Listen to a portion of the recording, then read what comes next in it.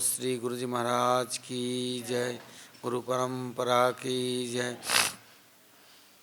अनंत अनंत कोटि वैष्णव वृंद की जय, सपार्षद गौरहरि की जय, गौर नित्यानंद प्रभु की जय, जगन्नाथ बलदेव सुभद्रा सुदर्शन जीव की जय, भक्त विघ्न विनाशन कारणी सिंहदेव की जय, भक्तराज प्रहलाद महाराज की जय, सर्वविष्टव्रता गिरिराज गोवर्धन जीव की जय, गोविंद गोपीनाथ मदन मोहन जीव की जय, ब्रजमंडल धाम की जय, ब्रजवासी भक्तवृंद की जय, ब्रजेश्वरी मधेश्वरी प्रणेश्वरी श्रीमती राधा रानी की जय, ब्रजदेवीगण की जय, जय नित्योल्ला वैष्णव भक्ति सारंग गोस्वामी महाराज की जय, तदीय शुभाविर्भाव तिथि महामहोत्सव की जय, तिथि वर्णनकारी भक्तवृंद की जय, समवेत गौर भक्तवृंद की जय, गौर प्रेमानंदे हरि हरि बोल।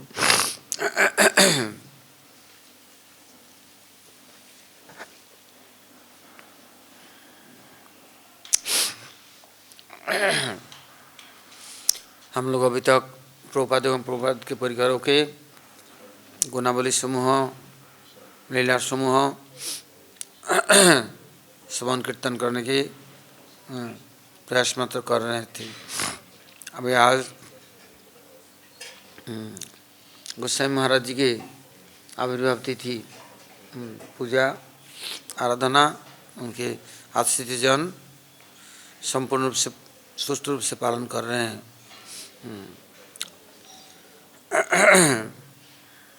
अभी जब प्रभुपाद श्रेष्ठ ठाकुर मायापुर में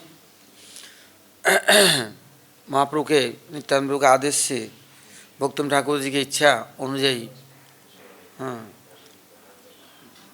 महाप्रभु के विमल धर्म के प्रचार शुरू किया, तो उस समय प्रभुपाद जी के आश्रित निशिकांत सन्याल बड़े उस समय भारतवर्ष के प्रभावशाली गवर्नमेंट के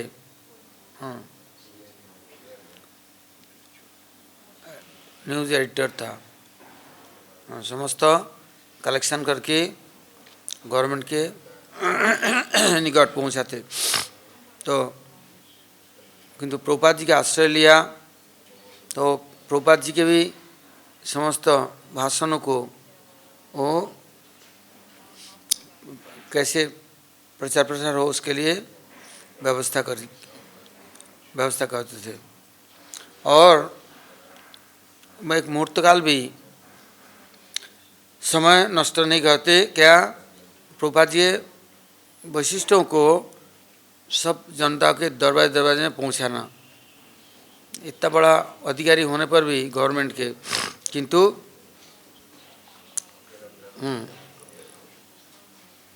गवर्नमेंट के सर्विस के अतिरिक्त समय, सर्विस के समय भी सब समय प्रभुपाद जी के वैशिष्टों को प्रचार करते। तो धनबाद में उस समय गोस्वामी महाराज ब्रिटिश गवर्नमेंट के उच्च पदस्थ अधिकार विभाग में आसीन थे। तो निशिकांत सन्याल ऑफिस, कोर्ट, कचहरी, बैंक, कोई ऐसी जगह नहीं है जो संपर्क नहीं है और प्रचार प्रभुपाद जी गुणावली क्या नहीं करते। तो जब निशिकांत सन्याल गोस्वामी महाराज से मिले तो उनको प्रभुपाद जी के बारे में समस्त वैशिष्टों को, वैष्णव धर्म की सब महाप्रभु के जो विचार और प्रचार है, ये सब उन्होंने उनके निकट कीर्तन किया, वर्णन किया। तब गोस्वामी महाराज धीरे धीरे करके प्रभुपाद जी का जो मैगजीन निकलता था उसको भी संग्रह करके अध्ययन करते। कुछ समय बाद उन्होंने प्रभुपाद जी को धनबाद में बुलाया। प्रभुपाद बहुत भक्तों के साथ, मंडली के साथ आए। वहाँ पर 3 दिन हरिकथा कीर्तन किया। तो उन्होंने हरिनाम लिया और आश्रय लिया। उनके माता श्री वो भी प्रभुपाद जी से आश्रय ली। तो उन्हें निशिकांत सैन्याल से सब समय प्रभुपाद जी के कथा को सुनते थे। उन्होंने पूछा, यदि शीघ्र ही भगवत चरणारविंद में आश्रय प्राप्त करना है, पहुंचना है, तो कौन से उपाय सरल है, आसान है? तो मतलब पहले तो गुरु के सानिध्य में पहुँचे, संपूर्ण रूप से अपने गुरु के चरणों में न्योछावर करो। इसके बाद में गुरु अपने आप ही भगवान के चरणों में पहुँचाएंगे, उनका सामर्थ्य है। और जब हम अपने को न्योछावर नहीं कर सकते हैं, हाँ, तो हम भगवान के निकट पहुँचाने वाला कैसे पहुँचाएगा? हाँ, हम अपने को समर्पण तो करें। तो अब वो सोचने लगा। एक दिन अचानक पहुंच गए दो मित्र, दोनों उच्च विभाग के उच्च पदस्थ विभाग में, हाँ, वो लोग थे। तो दोनों भाई पहुंचे। तो एक तो कृष्णनगर से लोग गर्मी के दिन दोपहरिया को पहुंचे। तो उस समय परम गुरु महाराज जी ने किस प्रकार से रसोई से बनाया, खिलाया पिलाया, स्वागत किया। इसके बाद हाँ, क्या करते थे, प्रभुपाद जी के सेवा के लिए उन्होंने अपने को समर्पण कर दी। अर्थात जब तक नौकरी के टाइम था अपना करते, इसके बाद में निशिकांत सैन्याल की तरह ये भी कथा कीर्तन प्रचार करने के लिए सबके द्वार द्वार में पहुंच जाते। बहुत लोगों ने गवर्नमेंट के निकट कंप्लेन की, इतना बड़ा बाबू है, अफसर है, उनको बंगाली साहब बोलते थे। वो छोटे 3rd क्लास 4th क्लास कर्मचारियों के घर घर दरवाजे दरवाजे जाते, क्वार्टर में जाते और कथा कीर्तन करते हैं, उससे भिक्षा करके लाते हैं, चंदा लेते हैं। ये बड़े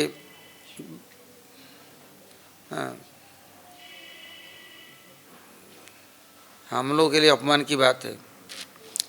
तो गवर्नमेंट ने कहा कि वो ड्यूटी ठीक देते हैं और हमारे हमने उनको सिलेक्शन किया कॉलेज से, यूनिवर्सिटी से, उनका योग्यता हम लोग जानते हैं। हाँ, और तो अपने नौकरी के बाद में वो क्या कर रहा है क्या नहीं कर रहा है उसका हमारे साथ लेना देना नहीं है, वो कुछ भी करे। तो वो कंप्लेन तो कुछ हुआ नहीं। ये सब जगह जाते तो क्या करते, सबको हरिकथा सुनाना और सबको वैष्णव धर्म में आकृष्ट करना, हाँ, और साथ साथ में प्रभुपाद जी गुणावली के द्वारा प्रभुपाद जी आकृष्ट करके उनसे उनके निकट समर्पण कर देना। कितने जीव जो कि समाज में सबसे अंतर्या निंदनीय स्थान में थे, उन्हें सबको उठा करके प्रभुपाद जी चरणों में लाया। इससे लोग कहते थे ये हमारे लिए भगवान का रूप है, दूसरा रूप है। उनको क्या कहते थे, सब लोग तो उनको पंडित जी कहते थे, किंतु जब उनका प्रचार प्रसार और हरिकथा और सौम्य दर्शन इतना सुंदर और वाणी इतना मिठास, इतना आकर्षण, तो कहते थे देखो यदि अपने एक एक मुहूर्त समय हम नष्ट कर देते हैं, भगवान की सेवा के लिए नहीं व्यवहार कर सकते हैं, तो उसका परिणाम किसी दूसरे के लिए नहीं अपने लिए ही आएगा। इसलिए समय को नष्ट नहीं करना है। तो सब समय प्रचार करते थे और जो कुछ कलेक्शन लोग देते थे मान सम्मान करके उनको, क्योंकि संतों को देखने से ही श्रद्धा उत्पन्न होता है। और वाणी यदि किसी कर्णकुहर में प्रवेश कर गया तो उनका तो आत्मविस्मृति से आत्मा जागृत हो जाता है। हाँ, वो सब कुछ नुकसान करने तैयार हो जाता है। तो प्रभुपाद जी के लिए अपने तनख्वाह से तो 5 रुपया करके महीना भेज देते और बाकी जो कलेक्शन करते थे सब भेज देते, या प्रभुपाद जी ने पहुँच करके निष्कंत चैनल के द्वारा भेज देते। धीरे धीरे महाप्रभु उस समय मिट्टी का घर, झोपड़ी ये सब था। प्रभुपाद जी इच्छा हुई कि महाप्रभु के जन्मस्थान सुंदर मंदिर होना चाहिए, किंतु उस समय हमारे गांव देहातों में, उस सब एरिया में कोई ईंट फीट का फैक्ट्री नहीं था। कुछ कारीगर ला करके मिट्टी, अच्छा मिट्टी था, ईंट तो बनाते, किंतु उसको पकाएंगे कैसे? कांडा से, लकड़ी से तो ये तो पकेगा नहीं, तो कोयला की ज़रूरत है। तो इनके पास खबर भेजा, कलियारी के जो मैनेजर या मालिक लोग थे, ये सब जगह प्रचार करते, सब लोग इनको इतना सम्मान करते, देखते ही रास्ता में, घाट में, कहीं भी हो, केवल साहेब थे ऐसा नहीं, सब लोग हृदय जीत लिया। बड़े बड़े कलियारी के मालिक सब लोगों के पास जाते, तो बोले प्रभुपाद हम कोयले का व्यवस्था करते हैं। और रेल विभाग में थे, इससे एक रेल बग्गी नहीं, पूरा रेल मालगाड़ी होता है, उसको कोल माइन। अब मैनेजर के पास जाकर बोले कि मायापुर में एक कोयला भेजना है, वहाँ महाप्रभु जी के श्री मंदिर तैयार होगा। तो बोले कितना चाहिए? बोले आप जितना दे सकते हैं। बोला आप जितना ले सकते हैं। बोला हम रेल पूरा दे देते हैं, एक मालगाड़ी, आप उसको लोड कर दो।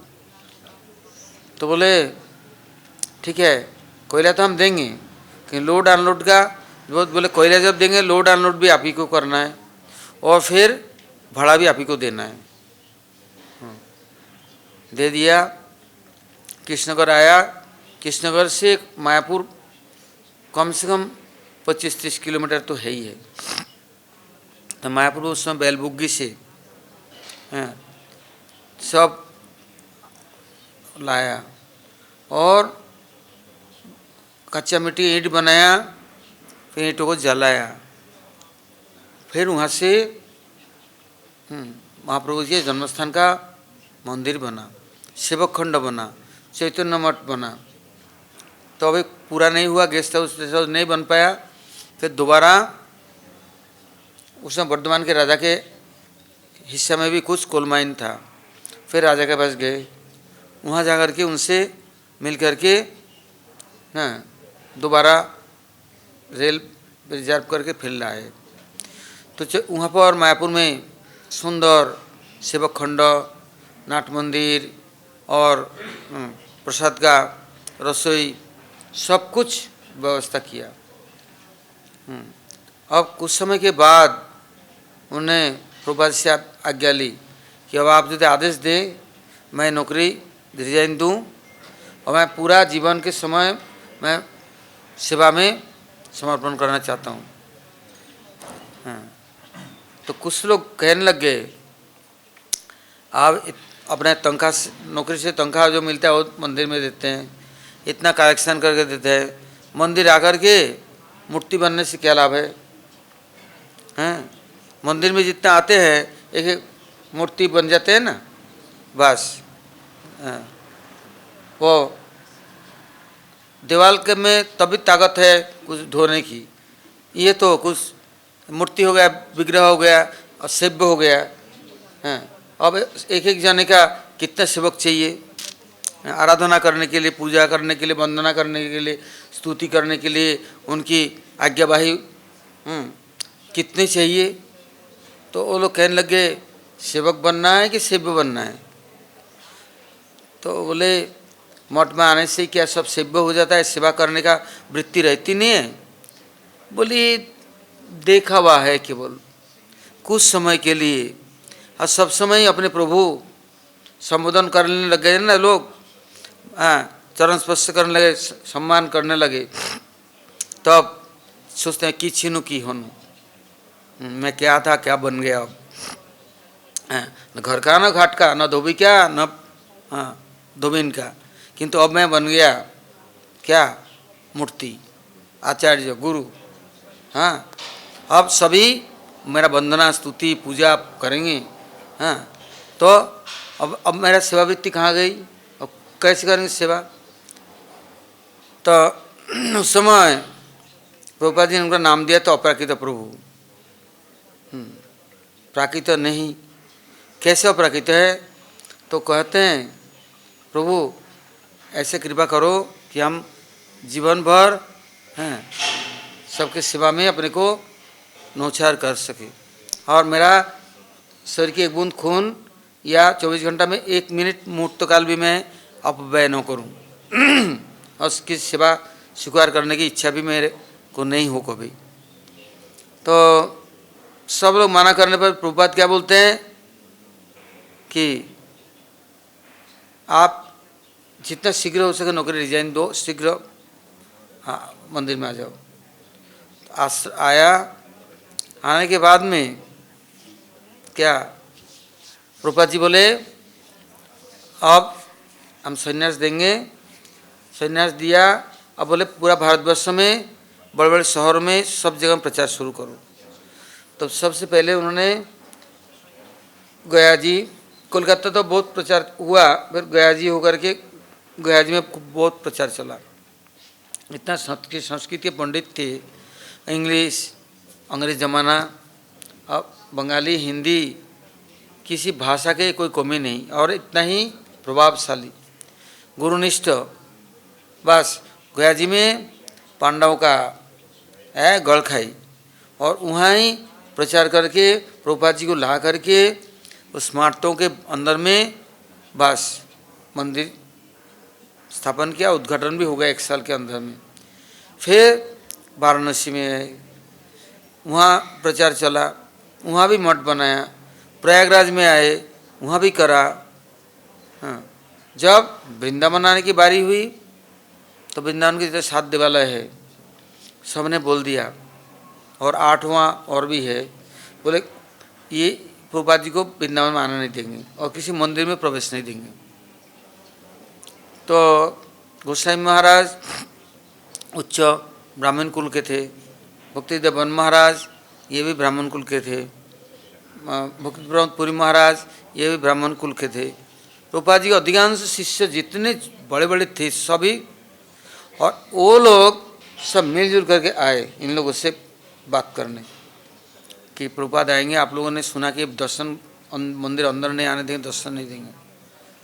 हाँ, तो उन लोग बोला सब भंगी चमार शूद्र सबको उपवित दे के मंदिर में घुसा देते हैं, और भोगराग और रसोई वो गुसाई बन गए, आचार्य बन गए, फलाना ढेंगा, बहुत निंदा चर्चा करने लगे। तब गोस्वामी महाराज जी ने कहा देखो, हाँ हमारे पेशाब के धार में भी ना तुम्हारा तुम बह के चले जाओगे, तुम्हारा सारा गुजारा नहीं है। तुम लोग इतना अत्याचारी, तुम लोग को छोड़ करके तो भगवान तो चले गए, ठाकुर जी चले गए जयपुर में, तुम लोग कौन से क्लास के हो। यदि तुम ब्राह्मण होते, भक्त होते, तुम्हें भगवान छोड़ के जाते हैं। तुम अब एक देवालय में एक और मूर्ति प्रतिष्ठा करके बैठ गए व्यवसाय करने के लिए। तुम भगवान की पूजा करते हो, व्यवसाय करते हो, अपना परिवार पालते हो। हाँ, बस अब सभा बुलाया, मीटिंग हुआ, सब देवालय इकट्ठा हुआ। बस गोस्वामी महाराज का भाषण, पूरा वृंदावन हिल गया, कांप गया। बोले किससे बात करने जा रहे हो तुम लोगों को, हमारे ब्राह्मण समाज को गिनते भी नहीं है। हमारे गुरु आएंगे या तुम लोग बोले अंदर नहीं जाने देंगे। वो सब यदि पढ़ेंगे रोंगटे खड़े हो जाएंगे, कैसा भाषण, कैसा गंभीर बात है। उस समय इमली तला जो था सिद्धपीठ, उस समय हम लोगों ने भी इमली का पेड़ सदा देखा। तो वहाँ पर ये मंदिर टंदिर कुछ नहीं, वो लास्ट में सेवा कुंज के गेट से घुसते ही वहाँ पर एक छोटा सा महाप्रभु का बैठक था और इमली का पेड़ छाया हुआ था एकदम जमुना के, और इमली तला मंदिर के नीचे ही जमुना जी अभी भी बना हुआ है टावर। वो हम लोग देखते देखते धीरे धीरे मिट्टी और गंदगी फैला फैला करके आगे तक चला गया। नहीं तो ये यहीं घाट था एकदम, बस इमली के नीचे ही अभी भी बना हुआ है वो बुर्जी फुर्जी सब, अब तो ढक दिया। तो सब लोग मिल करके बोले वहाँ के कि गोसाई महाराज जी के लिए ये जो सिद्धपीठ इमली तला है, महाप्रभु का स्थान है, आप सुयोग्य व्यक्ति है, ये आपको हम देते हैं। और किशोरपुरा में एक वहाँ के जो गौतम और ब्राह्मण लोग थे, उन लोगों ने बोला ये राधा कृष्ण का ये मंदिर है बहुत प्राचीन, हम लोग इसे सेवा पूजा होते नहीं है, ये हम प्रभुपाद जी को दे देंगे। हाँ, अब तो ये मीटिंग के बाद प्रभुपाद जी को ले आया विशाल समारोह के साथ, विशाल संकीर्तन के साथ। जब प्रभुपाद आए, बस केवल एक बिहारी जी वाले मंदिर वाले आदेश बोले नहीं, यहाँ डंडा लेके नहीं आ सकते, मृदंग करता लेके नहीं आ सकते, हमारे ठाकुर जी डर जाएंगे। अच्छा, एक मंदिर में आदेश निर्देश नहीं हुआ, नहीं तो प्रत्येक मंदिर देवालय वाले प्रभुपाद जी को स्वागत करके ले आया और किशोरपुर वाले मंदिर दे दिया, वो भी ब्राह्मण समाज के अंदर में ही था, और लिख पढ़ करके, और उसमें भी बड़ा झंझाट बाद में सब। हाँ, किंतु इमली तला सिद्धपीठ सेवा कुंज से लगा लगा एकदम पूरा सब स्थान उनको समर्पण कर दिया। अब यहाँ से फिर दिल्ली गए प्रचार करने। दिल्ली में भी उस समय हनुमान रोड था, वहाँ पर मंदिर स्थापना की। आजगल हाउस कस में आ गया वो मंदिर, ग्रीन पार्क में आ गया। धीरे धीरे करके बॉम्बे गए, वो तो बहुत कथा है, एक एक फैक्ट्री, एक एक बड़े बड़े कंपनी, जहाँ गए और बैठे बस वहीं हाँ सबको मुग्ध कर दिया। और किसी ने ऐसा अमृतमय बानी भगवत संदेश कभी किसी को मिला नहीं, क्योंकि जैसे निष्किंचन अकिंचन ऐसे ही भगवत परिकर होने के नाते तो इन लोगों के अंदर कितना सामर्थ्य। इसके बाद प्रभुपाद जी ने कहा, देखो नैमिषारण्य में एक मठ होना चाहिए।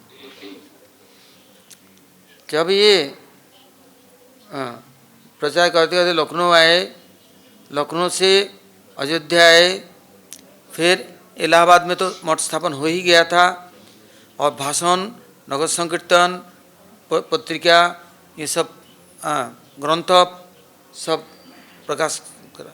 अब जब नैमिषारण्य में आए तो वहाँ के जो जमींदार थे, जमींदार बोले, हैं पंडित जी हमने साधु देखा है, ऐसे साधु तो हमने देखा नहीं, आप सचमुच में सच्चे साधु है, हम अपने जमींदारी में से आप जो स्थान कहेंगे सब दे देंगे, आप मंदिर बनाओ, आश्रम बनाओ, आप अपने गुरु को ले आओ। जब प्रभुपाद जी को लेके आए हैं, तब नगर संकीर्तन शोभा यात्रा निकली। समस्त समाज और जमींदार नहीं, केवल बड़े बड़े जितने अयोध्या के, लखनऊ के, इलाहाबाद, कानपुर, बड़े बड़े लोग सब सम्मिलित हुए हैं, क्योंकि सभी लोग जानते थे कौन से पद में थे, और थे इधर ही धनबाद से लेकर ये सब एरिया में। और इसके अलावा उनके जो हरिकथा थी, तो बोले मैं तो प्रभुपाद जी के उच्छिष्टपति दास हूँ, आप लोग प्रभुपाद जी के भाषण को सुनो। किंतु प्रभुपाद जी के भाषण इतना दार्शनिक था, इतना कठिन था, सुन करके तो आश्चर्यचकित हो जाता। ऐसे शब्द विन्यास, ऐसे अलंकार, ऐसे छंद अनुप्रास कभी संभव नहीं है कोई वर्णन करे, अनर्गल धारावाहिक। फिर इनको बाध्य होकर के दोबारा वो लोग अपेक्षा करते आप हमें समझाओ। हम इतना पंडित नहीं, विद्वान नहीं कि हम भाषाओं को अनुभव भी कर सके, स्पर्श कर सके। फिर गोसाई महाराज सरल रूप में उन लोगों को समझाते। अब नमी शरण लोग जमींदार बोले हम स्थान तो दे देंगे, किंतु आप पंडित जी हम लोग को छोड़ के नहीं जा सकते, क्योंकि हम आपको छोड़ के अब नहीं रह सकते। हमने साधु देखा, कभी ऐसा साधु तो देखा नहीं। तो बोले हमारे गुरु महाराज जैसे आदेश करेंगे ऐसे ही होगा, क्योंकि गुरु जी चाहते हैं जो कुछ हम उनके समर्पित है, हम स्वतंत्र नहीं है। फिर प्रभुपाद जी ने उनको बोला हाँ अब विदेश में प्रचार करना है।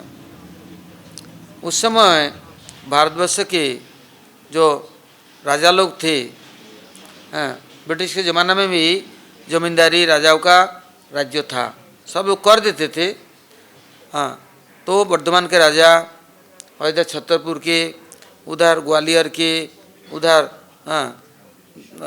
क्या नाम ओरछा नरेश, ऐसे बड़े बड़े राजा लोग, इन्होंने इतना प्रचार किया प्रभावशाली। सब लोग बोले आप विदेश जाएंगे तो आपका जितना खर्चा होगा, टिकट क्या आने जाने का, सब हम करेंगे। उस समय उन्होंने कोलकाता में गवर्नर से मिल कर के सर एंडरसन जॉन और बड़े बड़ों को प्रभुपाद जी से मिलाया। बड़े हरिकथा भाषण हुआ कोलकाता पार्लियामेंट में, असेंबली हॉल में। उस समय प्रभुपाद वो गवर्नर मायापुर दर्शन करने आए। उस समय हमारे परम गुरुदेव महाराज गोसाई महाराज उनको स्वागत करके ले आया। जब प्रभुपाद जी से मिले और जब प्रभुपाद जी को निमंत्रण किया कोलकाता में भाषण के लिए, जब भाषण दिया भक्तुम ठाकुर जी के लिए, तो उन लोगों ने बोला बाइबल थीप है। बोलते बाइबल में जितना बात है ये सब जानता है, ये बाइबल से चोरी करके लेके सबको बांट रहा है, कथा सुना रहा है। किंतु प्रभुपाद जी जब भाषण देने लगे ना, बस हड़कंप मच गए, पागल हो गए एकदम। ऐसा अंग्रेजी बोले हमें कभी ऐसे अंग्रेजी सुना ही नहीं, हम ब्रिटिश है, ऐसे अंग्रेजी ऐसे भाषा हमारे डिक्शनरी में या हमारे उसमें है कि नहीं है, हमें अब ढूंढना पड़ेगा। तो भाषण के बाद में उनसे पूछा गुस्से में आप लोगों ने कुछ समझा? बोला हमने ये समझा कि ऐसे आए, ऐसा भाषा और ऐसा दिव्यवाणी आए कहाँ से, ये कोई साधारण व्यक्ति नहीं है, क्योंकि हम कुछ समझे तो है नहीं। हमें ऐसा आनंद अनुभव हुआ, हमारे कानों के अंदर जाकर के ऐसा लगता है कि शीतल कर दिया, अमृत डाल दिया और हम तृप्त हो गए और कुछ चाहिए नहीं। अच्छा हाँ, प्रभुपाद जी छोटे छोटे उपदेश उपाख्यान में कथा सुनत क्या बोले, एक ब्रिटिश जज आया और जज जजमेंट देने के लिए मजिस्ट्रेट है, कोर्ट में बैठते हैं। तो एक दिन जज ने अपने मुंह मुड़ा लिया, दाढ़ी टाढ़ी लंबा लंबा था, ये सब बाल था, सब मुड़ा लिया। तो वो बैठे हैं। अब एक मुलजिम आया, वो भी सेविंग करके मोट मुड़ा कर मोचरूस काट कूट कर आया। तो जैसे आया उसको देखकर जज हंसने लग गया, ऐसा हंसने लग गया। बोले वो बंगाली तो बोल नहीं सकता, किंतु थोड़ा थोड़ा सीख लिया था कि जज है, समझना तो पड़ेगा सब बात, अंग्रेजी कौन बोलेगा गांव देहात के लोग। तो बोले वो हंसते यार बोल रहा है तुम काटल खाई छी, तुम काटल खाई छी। वो सब हंस रहा है, जज भी हंस रहा है। वो पागल हो गया, मेरे को क्या बोल रहे हैं, मैं तो साहब मैंने कुछ गलती नहीं की, कुछ गलती नहीं की, मेरे को क्षमा कर दो, मेरे को फांसी मत दो, मेरे को दंड मत दो। और वो तो बोले जा रहा है, जज बोले तुम काटल खाई से, बोलो तुम काटल खाई से। बात क्या हुई थी, एक पके हुए कटहल, बंगाल में इतना स्वादिष्ट इतना मीठा होता है, रसगुल्ला कोई फल फूल उसके आगे कुछ नहीं, इतने बड़े बड़े उसके एक एक बीज होता है। तो उसको जज को किसी ने ऑफर की थी, जज घर लेकर के खोला, खुशबू इतना है, सुगंध होता है उसका, घर क्या पूरा वातावरण सुगंधमय होता है। खोल कर खाया, बड़ा अच्छा लगा, खाते गए खाते गए खाते गए, दाढ़ी लंबा लंबा था हैं और बाल था लंबे लंबे साहब है, खाया, हाथ लगाया इधर उधर इधर मुंह में और पूरा कटहल खा गया। किंतु जब वो हाथ धोने गया, हाथ में से तो वो कटहल का जो ग्लू है हैं वो छूटे नहीं, साबुन लगाया और चिपक गया हैं, और कितना कितना चेष्टा किया उठे ही नहीं। उन्हें तो पता नहीं कैसे उठेगा। अब वो दाढ़ी में लग गया था खाते समय, दाढ़ी में भी दाढ़ी चिपक गया, उसने उसमें साबुन लगाया और जटा हो गया। सर में हाथ दिया था, खाते खाते हंसते हंसते खा रहा है और वो भी जटा हो गया। अब क्या करे, कोई उपाय ना देखा, साबुन कितना लगाया और जटा हो गया और चिपक गया हाथ भी। तो नौकर आया, नौकर देखकर घबरा गया, ये आज क्या है, तो गुस्सा के मारे तमतमा रहा है हैं, ये भारतीय चीटर है, ठग है, मुझे क्या दे दिया, मेरा सब शौकीन, इतना बड़ा बड़ा बाल है, सब रह गया। तब साहब ने क्या किया, बोले बार बार बुलाओ, नाई बुलाओ, धोबी नाई बार बार को बुलाया, उन्हें सेविंग करके सब फेंक दिया। हाथ कैसे साफ हो, बार बार ने क्या किया, हाथ में थोड़ा तेल लगाया, मल दिया, हाथ साफ हैं। जैसे केला काट लो काला हो जाता है, काशी पर काट लो काला होगा, थोड़ा सा नींबू हाथ में रगड़ दो साफ। ऐसे ही कटहल खोलो या काटो तो उसका ग्लू लग जाए, तेल थोड़ा लगा दो, खत्म, चला गया। सर में लगा कहीं भी रखा, खत्म होता है, तो जाने नहीं, सब सेविंग कर दी। अब उसको देख करके हंस रहा है, बोले तुम भी कटहल खाया, तुम्हारा भी इससे सेविंग करना पड़ा। वो तो पागल हो गया, हम क्या बोले, हमने कटहल नहीं खाया है, बोले तुमने खाया, बोलो खाया है, तुम्हारा भी ये अवस्था हुई।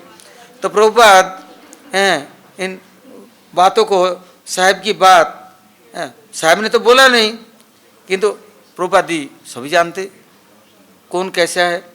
तो बोले ये जान कैसे गए, मैंने कटहल खाया और मैंने सेविंग करा हैं। उसको हंसी मजाक कर रहे थे। फिर जब वो समझे हैं, तो कहते हैं कि जो व्यक्ति गलत करता है ना, चोरी करता है या गलत करता है, भोगता है, वो दूसरे को देख कर के सोचता है इसने भी ऐसा ही गलत काम किया तभी भोग रहा है। प्रभुपाद जी ने तो व्याख्यान उपदेश कहा हैं, किंतु उनको उनको लग गया कि ये जान कैसे गए, हमने ऐसा किया है, हम कोई तो था नहीं, कोई जानते नहीं, कैसे जान गए। ऐसे बहुत साधुओं का क्या है, दूसरे को देखकर ही उनके मन की बातों को वो 1 मिनट में पकड़ लेते हैं। तो फिर वहाँ के गवर्नमेंट ने जो क्वीन एलिजाबेथ थे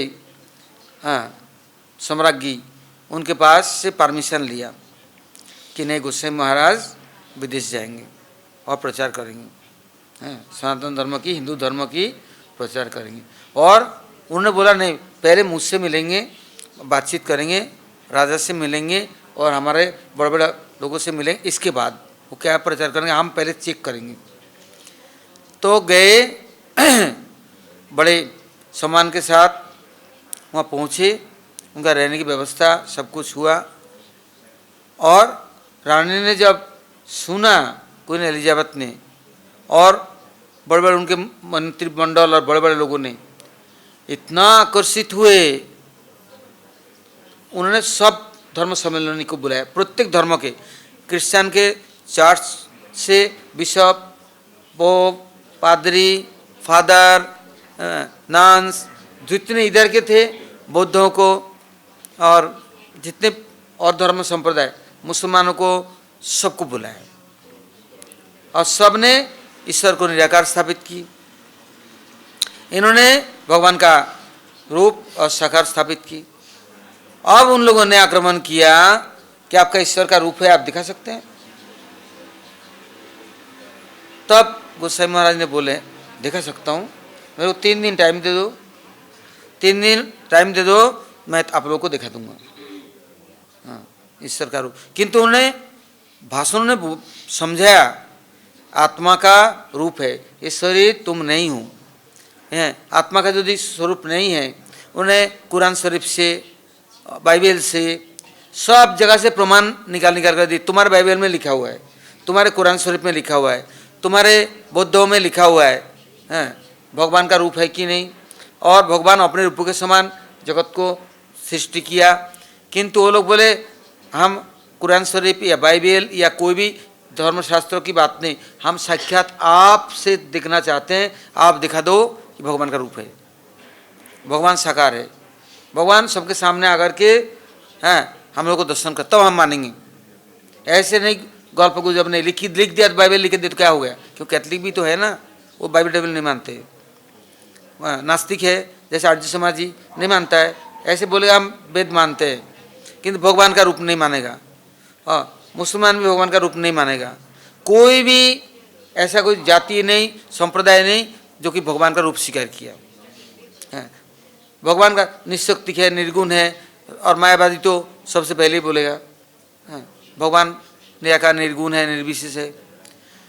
और इनको 3 दिन टाइम दिया तो वो इंग्लैंड में बैठ कर के प्रभुपाद जी की प्रार्थना करे, प्रभुपाद मैं तो बोल तो दिया हैं, अब इसको तो प्रमाण करना है, समझाना है।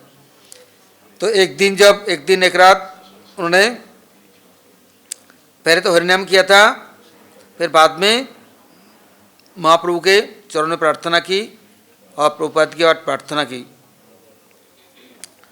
दूसरे रात में जब 24 घंटा बीत गया, क्या हुआ, साक्षात रूप में भगवान उनके हृदय कमल में आकर के दर्शन देकर बोलते हैं, तुमने जो कुछ कहा है मैं यहीं हूँ, दूर नहीं हूँ। ये जो पार्क है उसके कोने में बहुत बड़ा पेड़ है और पेड़ के नीचे जंगल है, और तुम आ जाओ, मेरे को यहाँ से ले चलो और सभा में जाके दर्शन करा दो सब लोगों को कि मेरा रूप है कि नहीं, मैं यहाँ चतुर्भुज रूप में हूँ, चलो। वो दूसरे दिन जा कर के ढूंढते ढूंढते देखा, जो बोला पेड़ वही है और जो जंगल है वो है, और वहाँ वो विराजमान है। उनको उठाया, आनंद से विभोर हो गया, रोमांच कंप पुलक होने लग गया, लाया।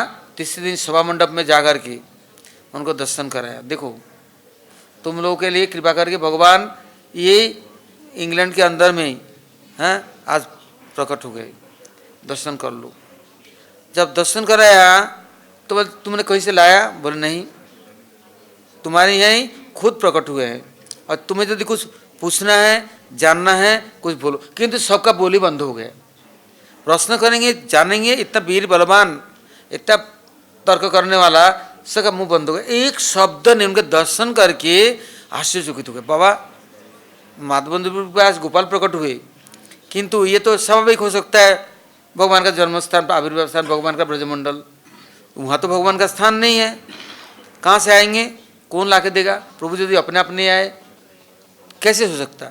तो अब उनके दर्शन के बाद जितने संप्रदाय वाले आए, रानी क्वीन एलिजाबेथ और जितने थे, इतना खुश हुए, उनके लिए मंदिर दे दी, स्थान दे दी, भोग राग आरती पूजा पाठ सब कुछ, यहाँ तक कि उनको अनुयायी सेवक भी दे दी हैं।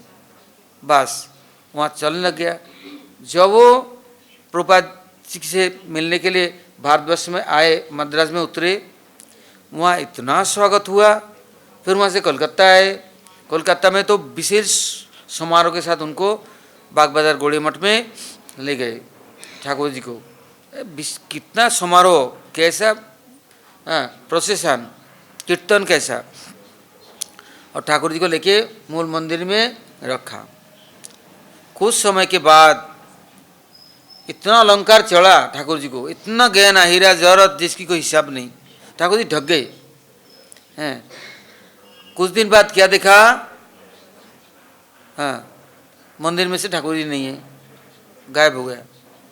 और पुजारी के ऊपर भीड़ पड़ी, सब समय लॉक, किंतु ठाकुर जी नहीं है। सब गहना पत्र सब पड़ा है, कपड़ा पोशाक जो कुछ है सब पड़ा है, ठाकुर जी नहीं है। इन्होंने तो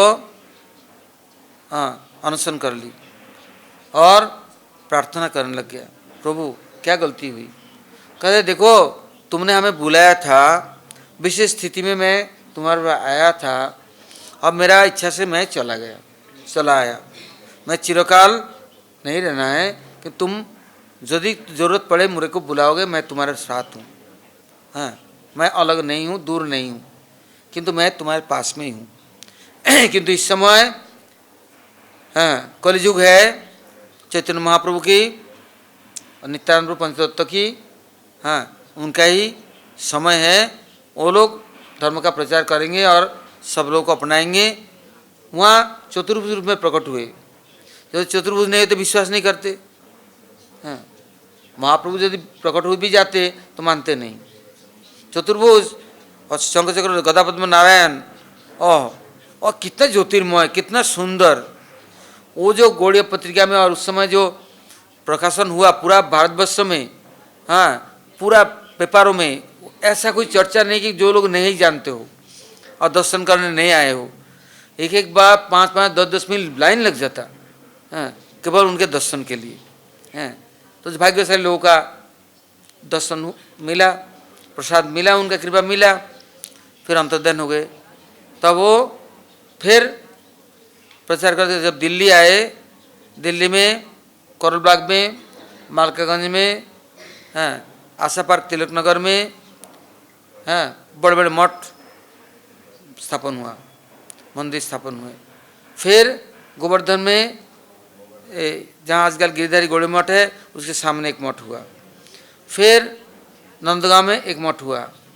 कोलकाता में तो अलग, और जगन्नाथपुरी में हैं, और मायापुर में विशाल मठ हैं। सर्वत्र मठ मंदिर स्थापन किया। किंतु उनका जो वैशिष्ट अवदान, हाँ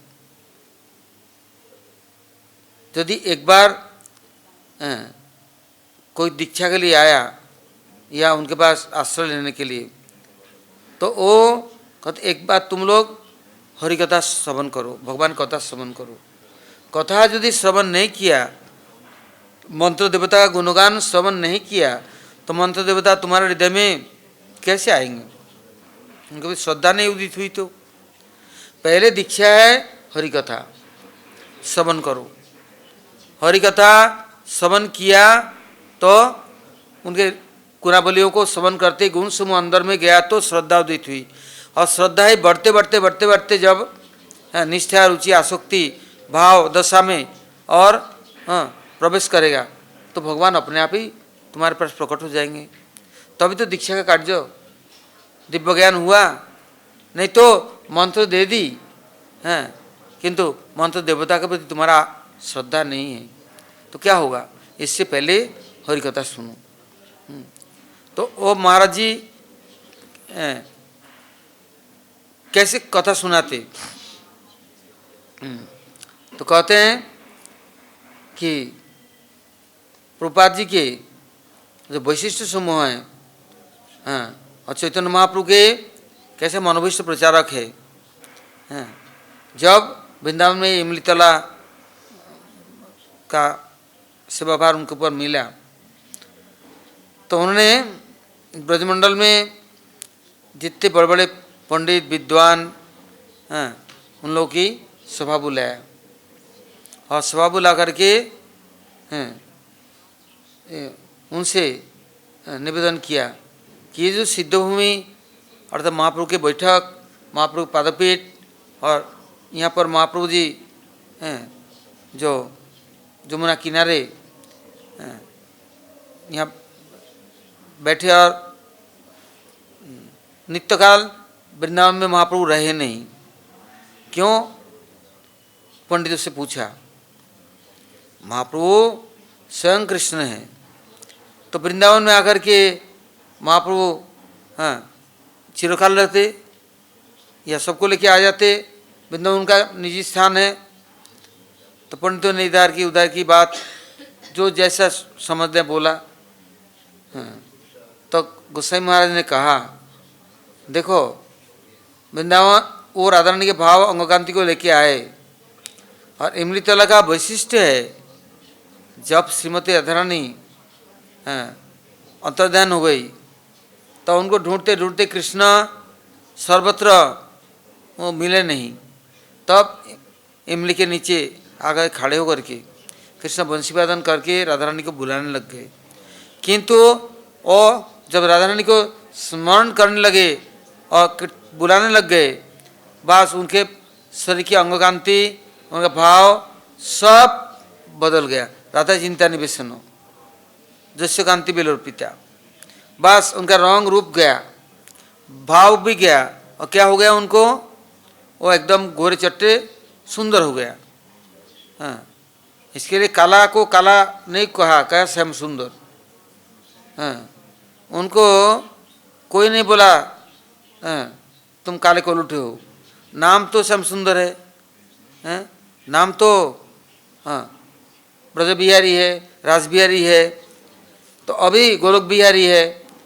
अब यदि महाप्रभु आए और यहाँ राधा रानी के भाव और मुद्रा आवेश को लेकर के, किंतु वृंदावन में आके रहने से यदि वो कृष्ण का स्वयं रूप या स्वयं भाव मुद्रा यदि प्रकाशित हो गया और जागृत हो गया, तो मैं महाप्रभु जी अपने को संभाल नहीं सकता। अर्थात प्रचार प्रसार और सन्यासी रूप और जो राधा रानी के भाव मुद्रा लेकर के आए वो रहेगा नहीं, सब लुप्त हो जाएगा। क्यों?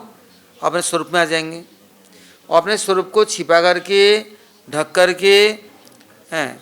वहाँ कृष्ण स्वयं पहले उस स्वरूप को प्राप्त की, थोड़े समय के लिए कृष्ण इतना प्रसन्न हो गए, और क्या बंसी में क्या बजाने लग गए, राधे राधे नहीं, पहले राधे राधे नाम कर रहे थे, अब कृष्ण कृष्ण करने लग गए। क्यों? राधामय हो गया ना। कहते जीत देखो तीत श्याममय, वो नहीं और राधामय हो गया।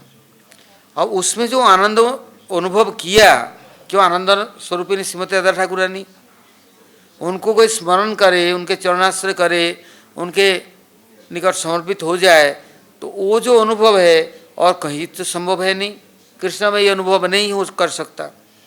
तो कृष्ण को जब महाप्रभु के स्वरूप मिला या प्राप्त किया या अंगीकार किया, अब वो इसको छोड़ना नहीं चाहते हैं।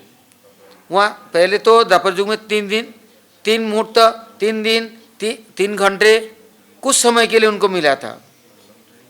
अब ये नित्य काल के लिए उन्होंने स्वीकार किया। अब वृंदावन तो बदल गया तो क्या होगा, बहुत बारी मुश्किल है।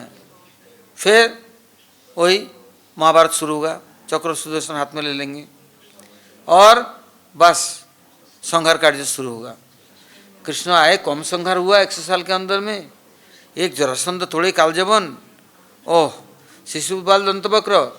जब महाभारत युद्ध में 18 दिन में पृथ्वी में कोई राजा रहे नहीं हैं, भाई कोई रहे नहीं, स्वजन बंधु बांधव कुटुंब कुछ नहीं रहा, सब बलिदान दे दिए हैं। और इतना बड़ा कुरुक्षेत्र आज भी कोई बस्ती नहीं है, वो खूनों से और कीच कीच बन गया, मेद और मज्जा और मांस और इससे हैं क्या बसता। किंतु अब कृष्ण ऐसा नहीं चाहते हैं। महाप्रभु के इससे महाप्रभु वृंदावन में रहे नहीं, और इसके बाद में उन्होंने महाप्रभु के जो विचार और वैशिष्ट है, राधा रानी का भाव कांति में क्या है और क्या प्राप्त किया और क्या देने आए, ये सब वर्णन करने लगे। वृंदावन हाँ वो जो जंगल था क्या साध्य वाला और कुछ नहीं, बस वृंदावन नए स्वरूप प्राप्त कर ली। बस अब तो उन्होंने कुछ सेवकखंड बनाया और कुछ महाप्रभु के वैशिष्टपूर्ण ग्रंथों को छपवाया और प्रचार करने लग गए। बस पूरा ब्रजमंडल गांव-गांव गली गलियों में कुछ छोड़े नहीं, सब जगह प्रचार प्रसार शुरू कर दी। तो इसलिए प्रभुपाद जी ने जब संन्यास दिया तब बोला ये भक्ति सारंग गोस्वामी महाराज, पहले था अप्राकृत प्रभु, अब दिया गोस्वामी। क्या सारंग ओ श्रीमती राधा रानी के बीना का नाम था सारंग धनु और कच्छपी बीना। कहते हैं ये इनके मुख से जो शब्द निकलता है ये सुंदर बिना के आवाज़ से भी मधुर है। इतना मधुर माने मिष्टभाषी शब्द है, इतना मधुर भाषण जो एक बार श्रवण किया कभी भूल नहीं सकते, जन्म जन्मांतर में। इसको कहते श्रोत श्रुति विद्या श्रोत परंपरा। उन्होंने केवल प्रभुपाद की नहीं, अपने गुरु भाई, जब हमारे परम गुरु महाराज का संन्यास के पहले ही उन्होंने उनके लिए कहा कि वहाँ परम गुरु लोग सीनियर थे, बड़ा सम्मान भी वो लोग करते थे। तो परम गुरु महाराज जी ने मायावाद की जीवनी लिखा। तो उन्होंने कहा क्या, ये वैष्णव विजय, अर्थात वैष्णवों का जो जय हुआ, मायावाद का पराजय हुआ। और उन्हें परम गुरु जी के लिए उपाधि दी आचार्य सिंह। ऐसा आचार्य होना चाहिए जो कि पूरा गढ़का ही मायावादियों का, उसके भीतर में जाकर के शंकराचार्य की जो विचार है शारीरिक भाष्य, उन्होंने क्या कहा, ये शारीरिक भाष्य है, ये शरीर का भाष्य, मन का भी नहीं, आत्मा का तो बहुत दूर की बात है। इससे जो हरिनाम में तो व्याकरण है जीव गोस्वामी का शॉर्ट संदर्भ है, ये संदर्भों की व्याख्या करना, अध्ययन करना, उसको श्रवण करके समझना, मनन करना शायद बहुत ही इर्द गिर्द हैं। उन्होंने यही वृंदावन में बैठ कर के जब षड गोस्वामियों का विशेष करके षट संदर्भों का पाठ शुरू किया, ऐसा कोई बाबा जी या स्मार्ट तो ऐसा कोई थे नहीं, सातुदेवराय गोसाई और कोई जो आए नहीं और सुने नहीं हो। इससे वृंदावन में गौड़ियों का रबरबा दबदबा हो गया था। नहीं तो पहले हमारे परम गुरु महाराज आए उस समय तो मंदिर में, एक मंदिर में प्रवेश करने लगे थे, बस दरवाज़ा बंद कर दी, मेन गेट बंद कर दी। इन लोगों ने लड़ाई शुरू कर दी, उधर से इधर से, कैसा लड़ाई, ओह। आखिरी में गौड़ी वाले जीत गए, मंदिर खोलना पड़ा उन्हें। बरसाना में क्या लड़ाई हुआ, वो तो ज़्यादा दिन भी नहीं हुई, ये कार्तिक के महीना में, ओह। किंतु बस उन सबका एक ही कथन है कि ये सब जातियों के लोगों को जनेऊ पहना देते हैं, दीक्षा दे देते हैं और मंदिर के सेवा पूजा अधिकार दे देते हैं, भोगराग बनाने दे देते हैं, सबका हाथ का खाते हैं और जाति पाति कुछ रखा नहीं, वेद शास्त्रों का विधानों को पलट दिया। और जो जाति ब्राह्मण है उनका कोई आदर नहीं देते, सम्मान नहीं करते, उनकी कोई मर्यादा नहीं देते हैं, बस उनका रोजी रोटी मारी जाती है, ख़त्म। तो भाई प्रभुपाद कहते हैं कि देखो जैसे जो लक्षण पुंस, यदि जैसे जिसके लक्षण है, गुण है, उसका आदर होना चाहिए। जाति का आदर कर क्या करेगा, वकील का लड़का वकील नहीं होता, डॉक्टर का लड़का डॉक्टर नहीं होता, और तो ब्राह्मण कर यदि ब्राह्मण नहीं हो तो क्या करोगे, और यदि जाति में जन्म ग्रहण की, कोई ब्राह्मणोचित कोई कार्य नहीं, कोई नियम नहीं, आचरण नहीं, धर्म नहीं, कुछ नहीं। तो जब गोसाई महाराज अपने प्रभुपाद जी के आश्रय किया, तब उनके आविर्भाव स्थान था बांकुड़ा, केसियाड़ी एक जगह है, और उसके पास में विष्णुपुर है, बीराम्बीर के जन्मस्थान और राजत्व था। तो वो स्थान में फिर उस ब्राह्मण समाज के अंदर ये जब प्रभुपाद जी ने आश्रय ले लिया, तो उन लोगों ने मतलब ये ब्राह्मण जाति के होकर के कहाँ किसी और जाति से दीक्षा ली है, हमारे समाज का कितना अपमान। फिर उन्होंने वहाँ जाकर के बस प्रचार शुरू की, फिर मंदिर बनाया, आश्रम बनाया, और कैसा प्रचार किया, वो सारे ब्राह्मण समाजों को सब प्रभुपाद के चरणों में लाया। और देखा कौन भगवान के प्रिय है, उपासक है, तो उनका आज आविर्भाव तिथि। एक बहुत कथा है, हम लोग गुरुवर्गों से सुना। तो यदि वैष्णव गुणगान सुनना, उनके प्रति श्रद्धा और सम्मान हृदय में यदि उत्पन्न हुआ तो ये भक्ति देवी का स्थान बन गया। वो कोई मिटने वाला नहीं है। इसलिए आज भी जितना स्थान है, आश्रम है, उन लोगों का सब सुस्त रूप से भगवान के सेवा और सेवकों की जो आदर है, वैशिष्ट है, शिक्षा है, वो लोग आज भी प्रचार प्रसार कर रहे हैं, करते रहेंगे।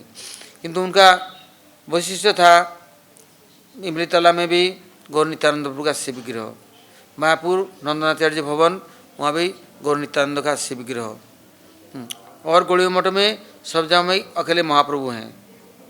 हाँ, किंतु उनके आश्रम में उसमें जगन्नाथपुरी में भी गौर नित्यानंद है, राधा कृष्ण है, किंतु गौर नित्यानंद अलग है। तो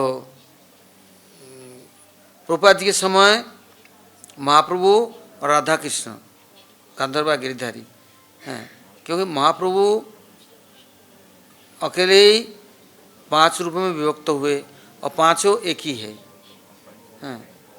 वहाँ कोई बात नहीं। किंतु यदि नित्यानंद प्रभु को पास में रखा है तो फिर अलग रसाभास दोष होगा, फिर अलग करना पड़ेगा।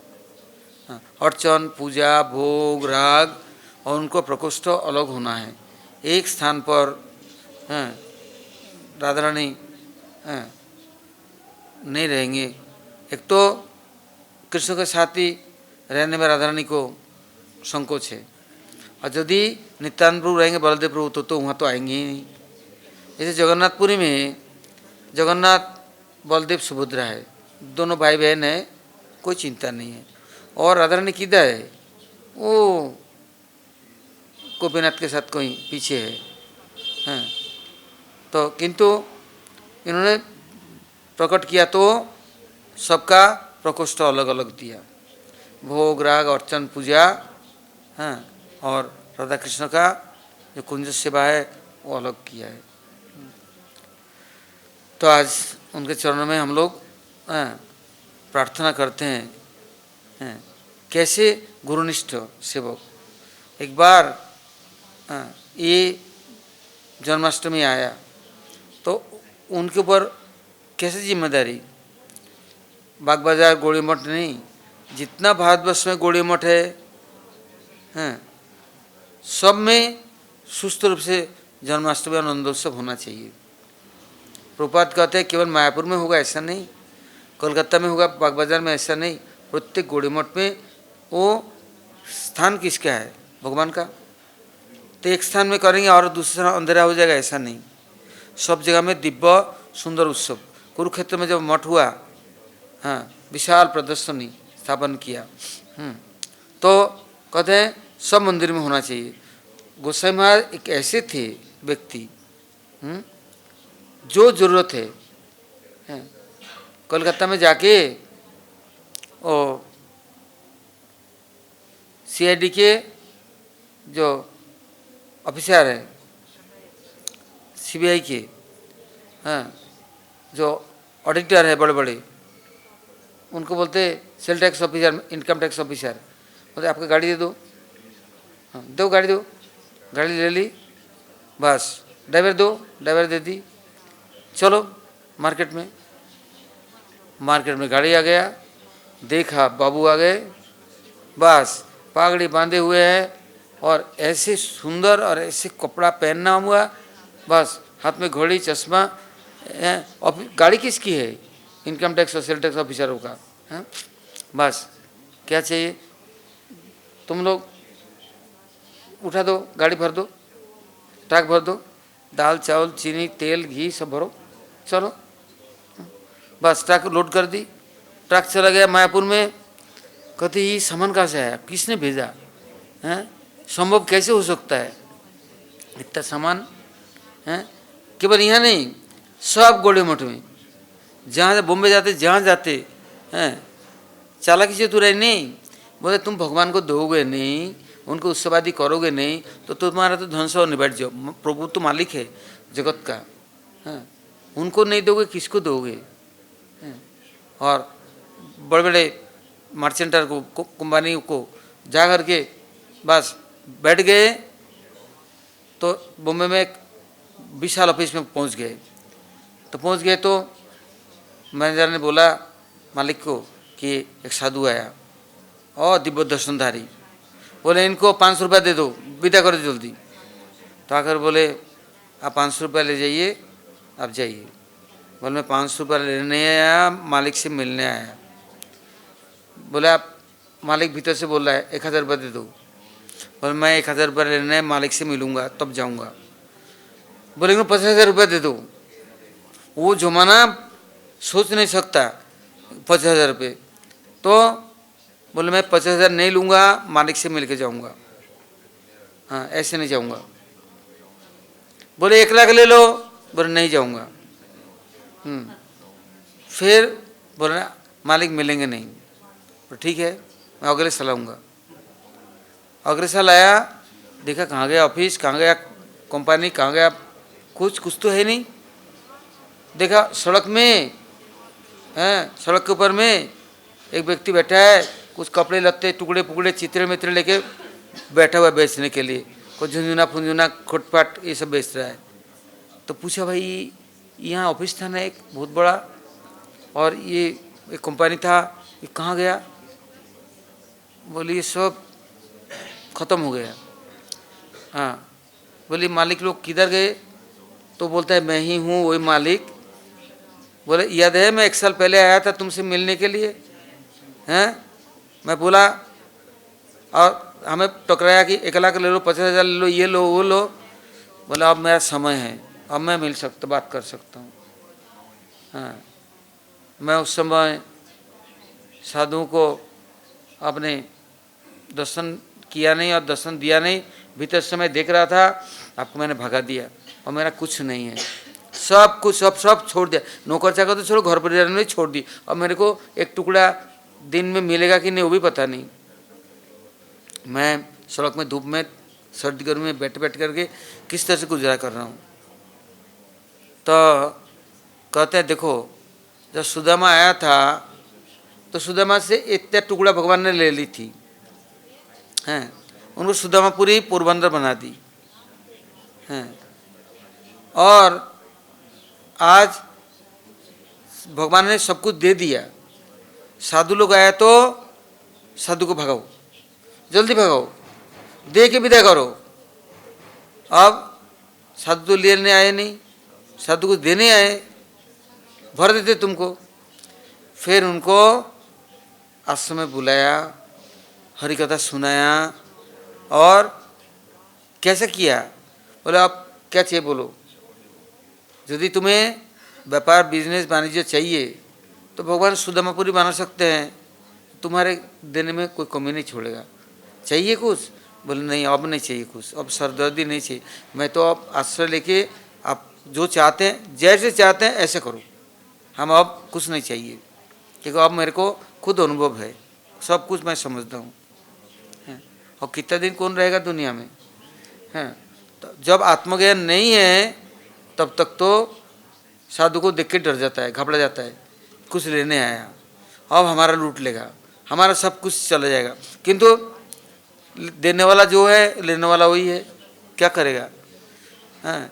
तो गोसाई महाराज सब समय हंसते थे, कहते थे देखो दरवाजा में कोई साधु संत आया, भिखारी आया, हैं, एक टुकड़ा दिया नहीं, देता तो बढ़िया होता, कुछ उनसे हम ले सकते थे, दिया नहीं तो सब कुछ ले गया।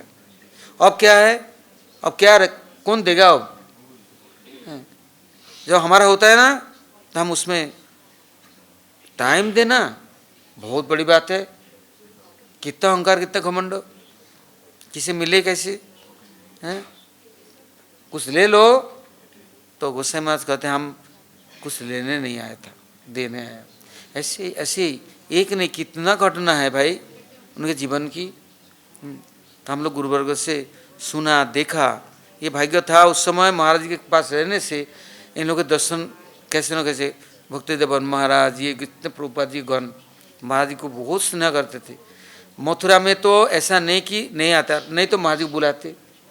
जैसे दिल्ली इंद्रप्रस्थ गौड़ी मठ उद्घाटन हुआ तो महाराज जी गए, स्वामी महाराज प्रभुपाद गए, वहाँ आज भी फोटो है ये गुरुदर्शन में हैं, कैसे भाषण हुआ, क्या क्या हुआ, कैसे वैष्णव सम्मेलन नहीं था, हरि कथा हरि कीर्तन कैसे होता था हैं। महाराज उनके गुरुभाई के शिष्य है, किंतु सब लोग प्रभुपाद जी गण कितना स्नेह करते थे।